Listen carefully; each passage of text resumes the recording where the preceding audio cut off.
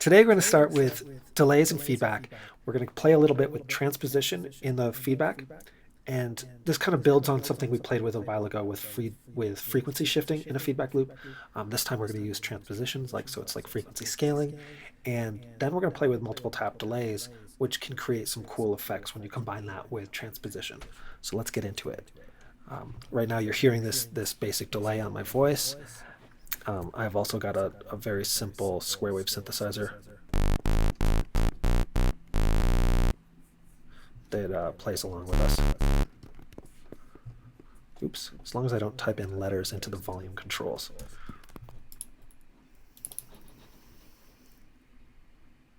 Yeah, I was going to say, it sounds a little like the pitch doesn't sound great. It's because I had a dyslexic moment. MTOF goes from MIDI to frequency. Just realized that echo is going to be distracting.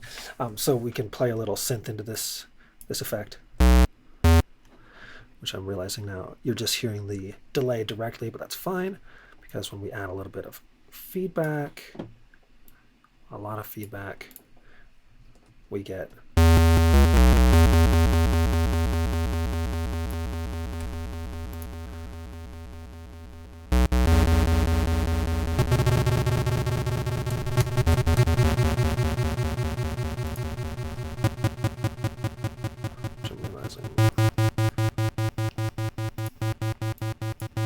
might be good to see it.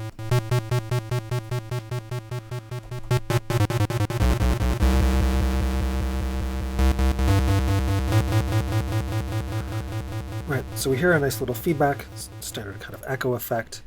In fact, I'm going to take this whole delay and just shift it over so I can hear the direct, because the playing through the delay is a little distracting. Great.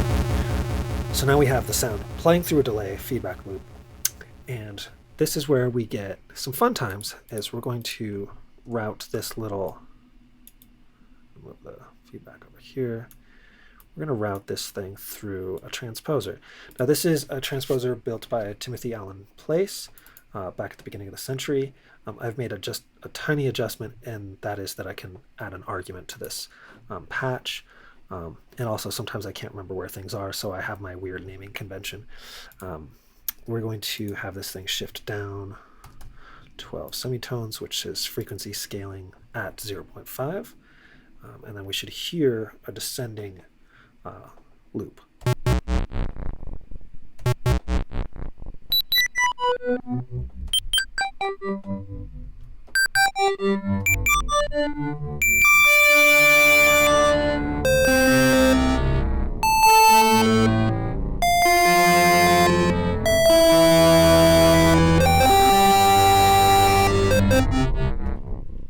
Right, so you hear this kind of thing. It keeps on decomposing as it goes through the loop. This effect actually has an affectionate name that I got from Robert Rowe called Dinosaur. He has an effects process that he kind of hand built in C code that does this very similar thing. It's a downward transposer in a delay feedback loop, which is super fun in performance because it's kind of it can be really dramatic. Let's take this delay time down to something very low. Let's turn this feedback to something very high, and then lock the patch, and then we can put something in here. I want more feedback. Ooh, not that much. A little bit more.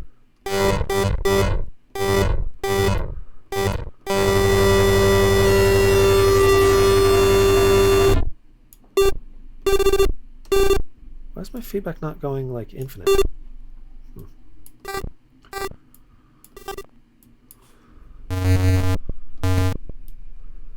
This is a first.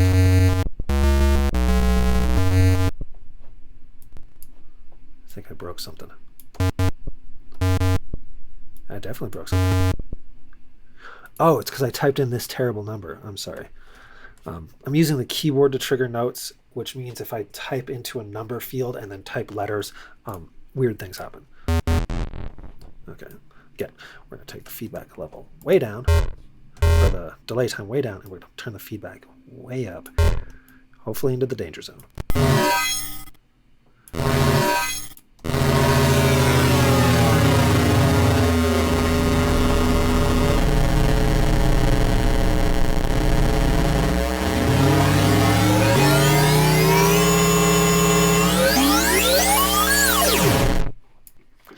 can get some pretty wild sounds, given that I'm just starting with a square wave. So if it's anything interesting, it has a lot to do with the fact that it's not a square wave anymore. So another thing we can use to make this a little bit interesting is, rather than using just straight feedback, which of course is dangerous and sometimes misbehaves when you're like me and you kind of forget exactly what settings are going to play nice. We have our tap in. We can then have multiple tap outs, and then we're going to have multiple transposers. I'm going to just encapsulate this because it's going to start taking up a lot of screen real estate. So I'm just going to have the control visible. Wrap this up. Transpose. Okay, put this. All right, and then I'm going to make another encapsulation, and that's going to be this guy. Actually, there's no extra code here. Oh, do you know what would be nice? Let's transpose, or let's combine two things. One is we're going to get rid of the original delay output, and we're going to take our spectrum from the actual output, so we won't be able to mute it per se, but we have a master fader, we can do it there. All right, so I've got my tap out and my transpose semitones, so I'm going to encapsulate these two. Del trans. Just try to keep the verbiage short because I want to be able to stack a lot of these in a little bit of real estate. So we have our tap in, we have multiple tap, or potential for multiple tap outs. So I'm just going to copy these guys, and then I'm going to shift click, and this lets me connect to multiple things at once without having to go back to the source. Just saves some time. And same thing with this guy, shift click, and the cable keeps on respawning, and then I control click or command click to make it disappear. I just click into a dead space. Let's see here. Let's do 200, 400. Next one will be, I guess, 600 and 800, and we'll do down a semitone, down 7 semitones, down 4 semitones, and up 7 semitones. And our result, as you might have heard when I mistyped there, is a little melodic sequence.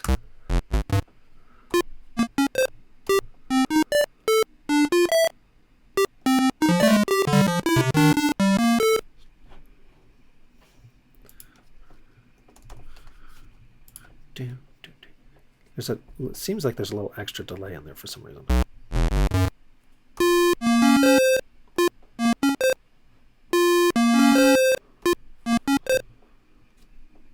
1, 2, 3.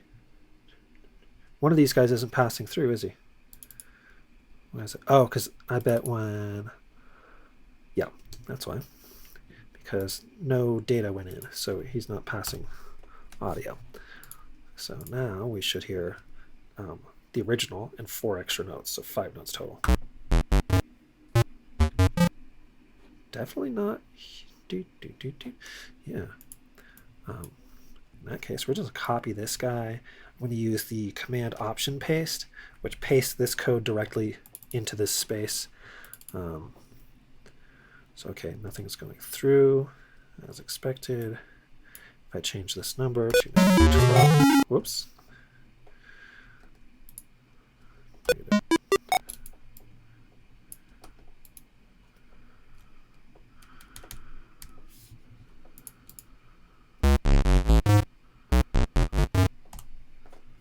All right, and as you can see, if the patch is unlocked and I type, various preset pieces of code appear, which is a little bit annoying if you're not paying attention.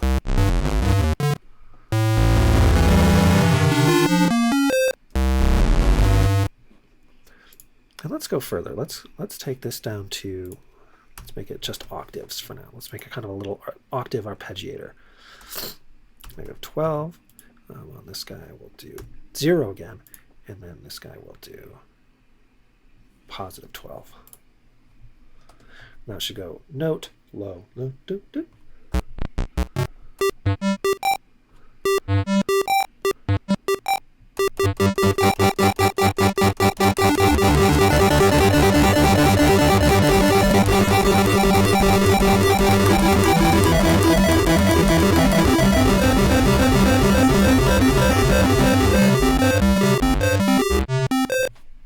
Now this is all great, but now if I want to make changes, I kind of have to turn like a bunch of knobs at once, and that can be really tedious. So maybe I'm going to make a little multiplier for my delay so that I can use one fader to control my delay time. It's sort of like my tempo, if you will. So this guy is going to be as is. This guy is going to be times 2. So let's just run that in. Times 2. This guy will be times 4. Oh no, I did a kind of a even. This guy will be times 4. So then if I typed in 200, I would expect to see 400, 600, and 800 as it is now. But this will be nice because then I can type in things to make it like different tempos and stuff. So we'll type in 200.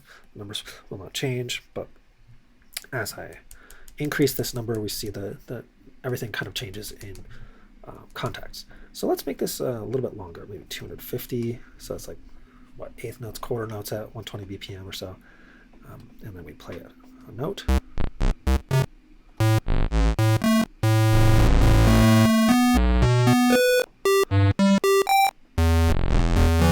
So we got a nice little auto arpeggiator. With a simple monosynth, we now have a decent arpeggiation.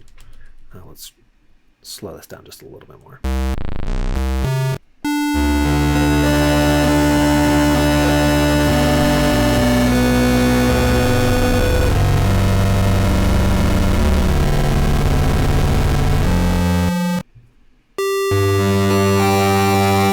I do realize that my volume, because I'm using a soft clip, yeah, I don't have a delay in here, do I? Oh. Shall we enter the danger zone? I think we might want to. Let's see if we can go further into the danger zone by adding a little bit of feedback here. And I'm going to have to be very careful about how much feedback I add, because I'm going to take all 4 voices. So I'm taking the signal, multiplying it by 4 effectively, and then feeding it back. Let's route this guy like kind of all the way around, just so I can see it more clearly. And then let's get a control here, FDBK, short for feedback. All right, here we go. We have sound going in to the danger zone, arpeggiating through multiple tap delays with a different effect setting on each delay, and then we're feeding it back a little bit, which could break the whole thing.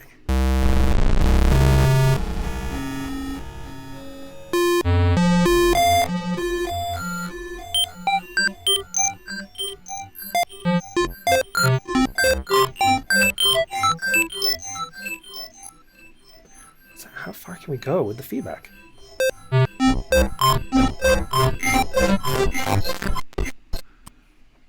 About that far, and then it starts over distorting. So in order to prevent a total meltdown, because as you can see, there's some low frequency content that's driving out of the system right now, we are going to add a state variable filter, and we're going to cut everything that's below 50 hertz. So first we're going to high pass it, which is going to create a little bit of resonance at the cutoff frequency, and then we're going to notch it to take that resonance out. So let me take the notch output. This should get rid of the low frequency buildup that happens when you're transposing down and then feeding it back. It creates so much low frequency that I believe it's actually creating a little bit of DC offset, which really kind of clips out and doesn't do well for audio. So we're locked. I see the feedback loop is still kind of, oh, the audio's off. All right, so there is some self-feedback. Interesting.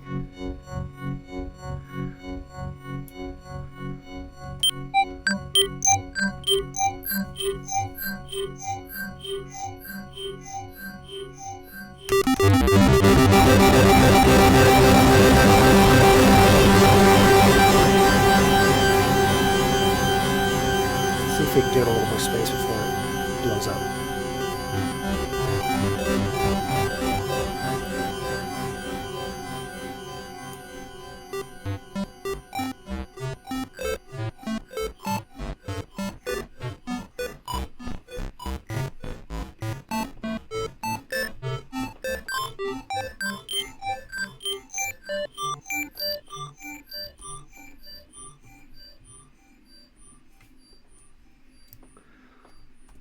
Again, it's important to not have numbers in focus when you're using keyboard to control things.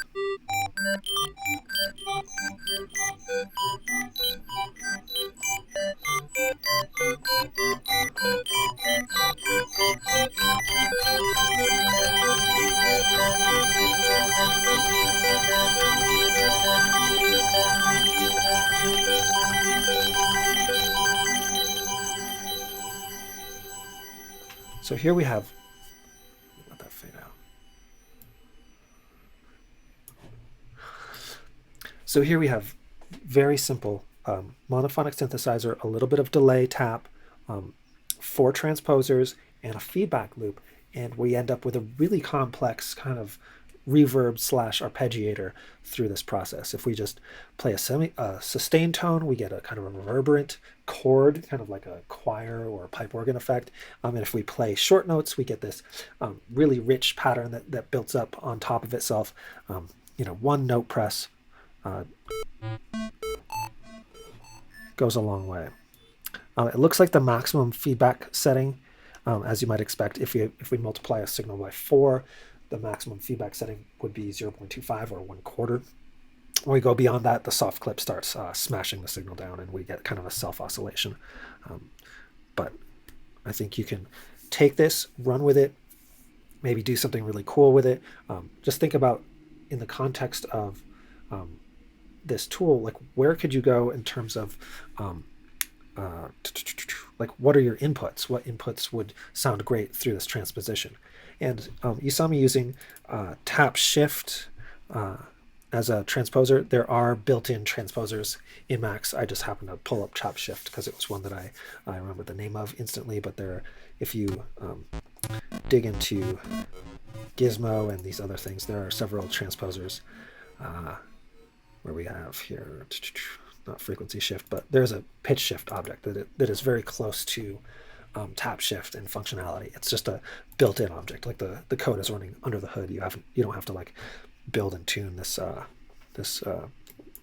abstraction and then save that. You can just call it by name. All right, I'm gonna leave it there and let you guys play some more. All right, see you next time.